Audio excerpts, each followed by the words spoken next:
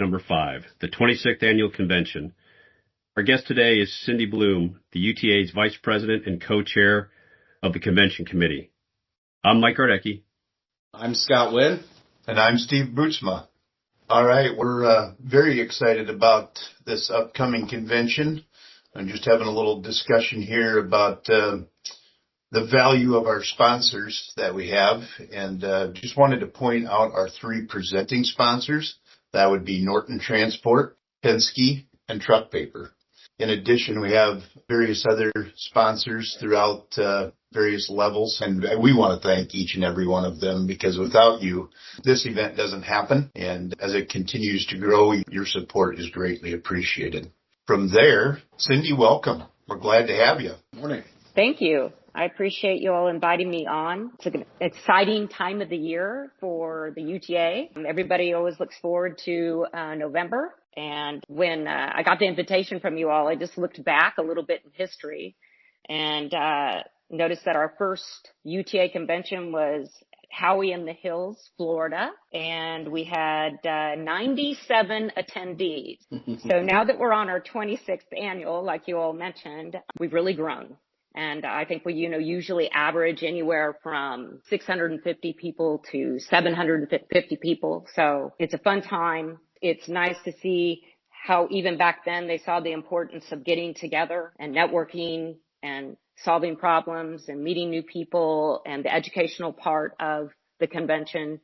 And it's ever so important now with all the things changing. It's headwinds coming at us from different things, from tariffs to regulatory issues. So the importance of getting together and all meeting up in the same location. So we have, San Diego. It's the last time we were in California was in 2019, Palm Springs, which was a lot of fun. I think there was people that really had good feedback from that. And so we're excited to bring ourselves back there again for this year. We start things off like we normally do at our Wednesday night meet and greet reception. It's going to be outside on what they call their Marina Terrace, which when they say marina, you'll see. If you haven't ever been there, you're right there by all the beautiful yachts and ships. And it's just a really fun place to gather together. So I know everybody's going to have a great time. That's going to go for about 3 hours. And then knowing our group, we'll probably stay up a little bit later because we're so excited to see everyone. Yeah, then going into Thursday, these conventions are just action-packed, right? There's just so many things going on. But probably just to highlight, because I don't want to just line item go down through everything. You could look up the agenda on the UTA website if you're curious. But some things that are always important is honoring our veterans, which we always do, very important. And got some fun speakers this year. We kick it off with our keynote speaker on Thursday. He's Dr. Rick Rigsby. You can always find him on the internet if you're curious. It's very motivating, but he's got a good dose of humor to his presentation as well. So I think everybody's really going to enjoy that. We all need to laugh. And this year we could probably use a few more laughs. So I think he's going just to be the right guy for our group this year. So that'll be fun to have our keynote speaker on Thursday. And then we get into the very important dealer group awards, and as well as our Lifetime Achievement Awards. So those will be announced on Thursday as well. So then once we get into the afternoon, we are going to have an OEM panel. We have got a participant from Cummins, from Freightliner, from International, from PACCAR, and from Volvo Mac. Like, we're loaded up there, right? A couple of the things they're going to be discussing are tariffs and how that's kind of affecting us all, as well as the ever-changing regulatory issues. So, and then possibly there might even be a few more hot button kind of topics coming through. So that's, I think, something people will really look forward to, because there's just been so many changes. And then following that, we're going to finally bring back the roundtables. Nice. Yes. That'll be great. We've kind of heard that as feedback when we get our surveys. And I'd like to encourage everybody that attends the convention, please fill out the survey, because we can't, make it specific to what you want if you don't give us your feedback. So that's been something that people have said. We want the roundtables. And so we are going to do that. And it's kind of, I guess, the analogy speed dating, we're going to kind of do 15 minutes at a table, switch seats, and we'll have like 3 different questions to ask and discuss amongst each other as we change tables. Man, I'll tell you, I think that's just a core piece to UTA functions. Yes. The roundtables. I mean, you get so much when you get the room really talking and digging in on a topic that everybody gets passionate on. I mean, you can really, really get some good conversation going and honestly really start kicking up some good relationship from that as well. I've met some great folks in this organization just through roundtables. Right. I always loved the roundtables, but the one thing I always didn't like in my younger years was when someone has to volunteer to stand up and talk. I was always the guy hiding behind my paper or something like that. Like, no, not me. But they are awesome. I love them, and I'm glad they're coming back. Amen. Yeah, I think that'll be terrific. And thanks to everybody that helped us come up with some of the topics that you wanted to hear about and that you wanted to discuss. That was great to get our members' feedback, because that is super important, and I know our board takes that into. It's a big part of their consideration of, like Cindy said, fill out the survey, tell us what you want, tell us what you see. Right. It's all about you as the members, and that's who we're trying to put this on for. And I maybe did want to back up a little bit earlier on Wednesday. We're going to have dealer group meeting. We're going to get together at lunch, noon on the 9th, or the 5th. Yeah. And so we're going to have a lunch, and then following that, we will have a short meeting. And we are also including the vocational group in that meeting. So if you're not a member of either of those meetings and you're hearing this prior to the convention, which you should be, we definitely want to invite you.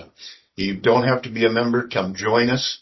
It's a great time to get together. Chris Visser is going to be our keynote speaker, and be a great time to ask him some questions. So just a little interjection there about a little bit earlier agenda item on that Wednesday. So if you're interested in attending that and you're going to come to the luncheon, if you could please let Steve Bootsma or myself, Mike Gardecki, know so we can get a head count and make sure the catering is set up correctly for that as well. Excellent point, Mike. Yes. Good point on all of those. Hey, Steve, do we have a location dialed in just yet for the dealer meeting? Yeah. I checked the agenda, and I'm just curious, have they settled on a room yet? Not that I'm aware of yet, but you know what? Cindy, do you happen to have that? Either that or I will definitely send out an email to everybody on that, and we can post that on the agenda too. I will find out. It's usually in the room where we have our board meeting. So so that doesn't give you an exact room. However, I'll get that information and then pass it on so you all can let everybody know where exactly we should be going. So awesome. I'll get that. Perfect. One fun thing before we kind of talk about the Vendor Expo is our new UTA app for events, right? Very cool. Anyways, we're still waiting. But that's another thing that everybody should be looking for in their email, especially if you're coming to convention. You're going to want to download this app. You're going to want to put your information in there, right? I mean, if you've been to one of these conventions, usually, you have your lanyard and you have your name tag on that lanyard. And you used to be able to flip it over and see what our schedule was, like what room and what time. Mm-hmm. That's all on the app now. Nice. Which will then give you a map on how to get there. So you really want to make sure you're getting this information downloaded. Welcome to the future. Exactly. We're trying to do it, right? We're trying to do it. We got a podcast now, so we're moving up. Right. And we will have boots on the ground at the convention, so hopefully that'll be a little bit new look for our podcast group. But we're hoping to do some live activities there and talk to a bunch of you. So be on the lookout. You might wind up on the podcast. I was going to say, if you see Steve or Scott or myself lurking around and you don't want to be on there, run and hide. That's right. Right. That's going to be fun to see you all at the, the Vendor Expo and I'm doing that, right? Maybe you're going to be other places too, but for sure, coming live and interviewing some people if they want to be interviewed. And so it'll be good. It won't be long and taking a lot of time. They're only going to be a couple minutes, just a couple questions and move on. So it's just all in fun. So we can all reflect back on it in one of the podcasts after the convention. Right. Absolutely. Well, moving on to our agenda for Friday for the convention, we will look forward to Steve Tam. I know he was your first podcast, a great one. I listened to that one. It was awesome.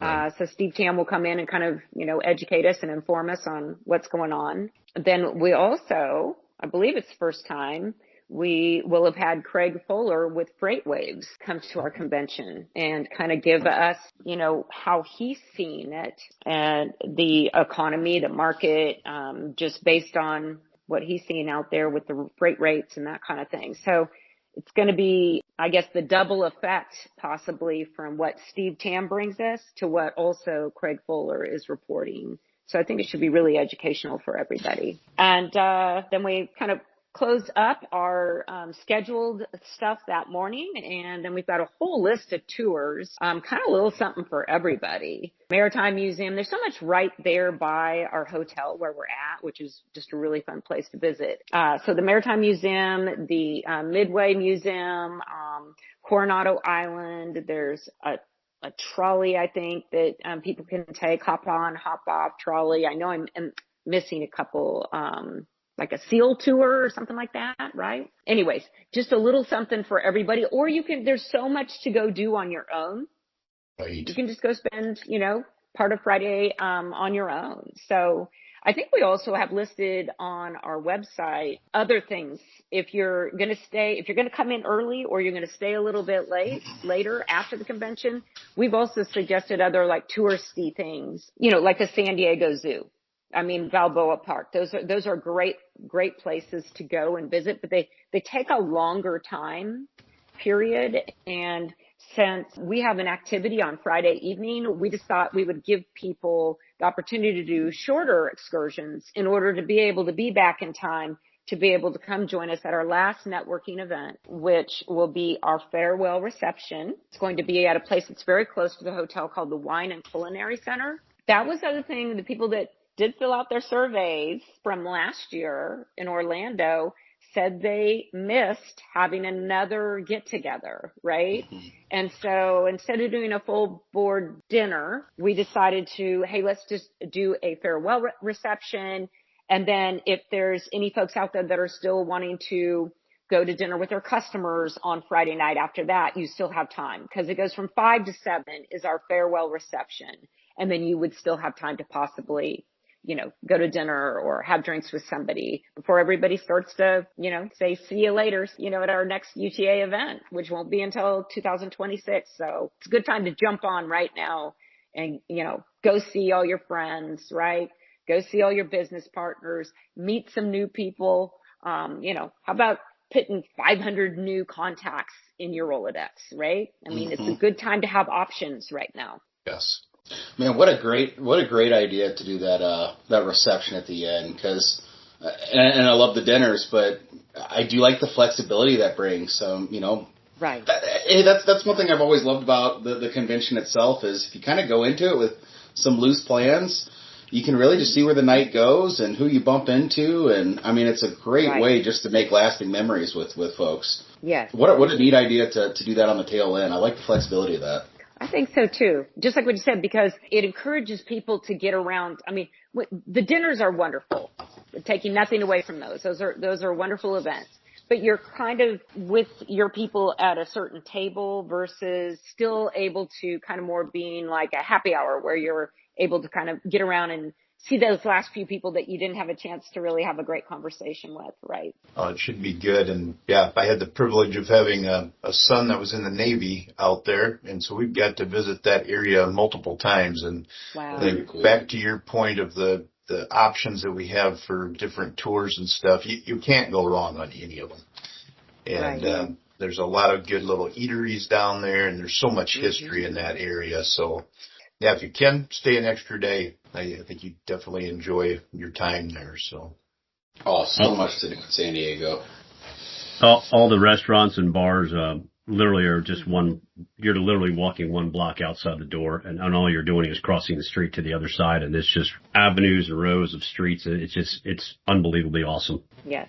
I think it's going to be a crowd pleaser. Yes.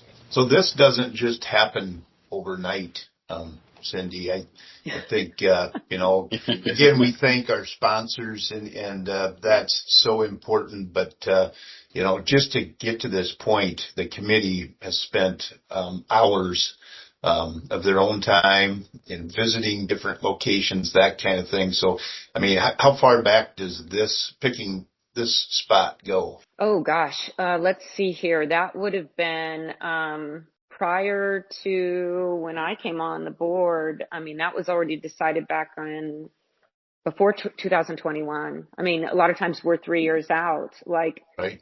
Since we're talking conventions, let's just mention next year, 26, it'll be Dallas.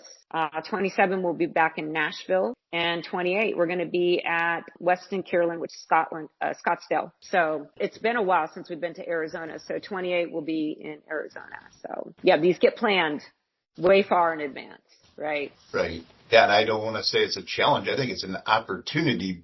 Just the volume of people and attendees we have, that's the opportunity for our board to try to figure out where do we put these people. And we got to have a venue big enough to hold them, right? So pretty cool that we started with 97 members, as you mentioned, or attendees at the original one. And now we've really grown that exponentially. So indeed. Yes. I don't see that changing. I mean, I think that, it's providing enough on the educational front. It means something to be a member of the UTA, right? On your professional ethics and honesty and, code of ethics are on the website as well. We want to encourage people to join and take part in everything that the UTA has to offer for them. And if anybody that's listening to the podcast, if they're interested in getting involved, we need help on the committees, right? If you're passionate about whatever it is that you are, please, reach out to, any of the board members, and we're happy to get you on a committee and helping, and maybe at some point in time, maybe you want to run for the board too, right? Special thanks to the convention committee, because like Cindy was saying, things are planned 3 years out. These folks that are on that committee, I'm not on that committee, but in the meetings, I see that they're talking about it constantly along with, what's next. And so anybody who's a member who wants to be part of that committee and help the planning, there's a lot of wheels turning with those guys all the time, and they could always absolutely use the help. Right. That's right. It takes a tribe of people. We'll just put it that way. So. And I might have missed it, Cindy, but when do we announce the recipients of the scholarships? That will be on, I believe it's Thursday. Okay.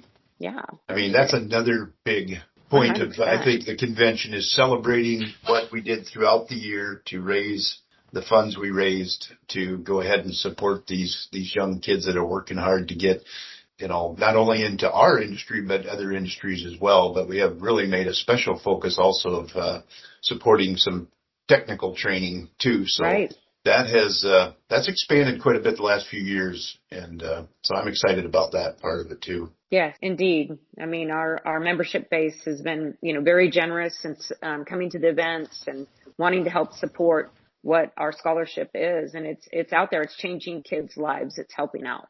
Any other things, Scott or Mike, for Cindy? No, I think that does it from my corner. I'm just looking forward to seeing everybody out there in less than a month. Right. Yeah, definitely looking forward to seeing everybody out there. Being that I was blessed to be able to be out there in January, it's a very beautiful hotel and a very beautiful location. There's fun times we had for everybody who goes out there. Absolutely. Hey, and if you're not signed up, I'd look into it, because I had a little surgery I had to get done the other day or a couple weeks ago, and I didn't book until last second. But coming out of Lubbock, Texas, I was surprised how affordable it is to fly to San Diego right now. I think a round trip I was like $420. I honestly I was bracing for impact, and I was pleasantly surprised with the travel cost. So get on it. By the time this posts, we should have about 2.5 weeks, I'm thinking, until the convention, if my math is correct. So definitely jump on it if you're interested in going. Be a great one to kick off if you haven't been to one yet. Absolutely. Absolutely. It's a good investment in yourself. Yes. Thanks again, Cindy, for giving us an overview, and again for all the work that you've put into this. And just want to hit on the sponsorship one more time. If you're interested in doing something yet for the convention, again, reach out to one of us. We gladly accept some more sponsorships. I don't think there's a limit to that. So just give one of us a call or shoot us an email and we'll get you fixed up, or go right on. I think the website, actually, you can register for any of the sponsorships on there too. So Yes, absolutely. It's all on the website. Well, I really appreciate coming on today. So thank you very much for having me, and I appreciate all the work that you all are doing on this UTA podcast. You guys are doing a great job. Thank you, Cindy. Thank you. thank you. Just a quick reminder for everybody, if you're listening to this podcast through UTA.org, don't forget to like and please subscribe to us on YouTube, the link that it takes you to. We would greatly appreciate it. The more people we have following us, the better we can build this for everybody. And with that, we'll close out this podcast. Thank you all for listening and looking forward to talking to everyone in a couple weeks. Thanks, everybody.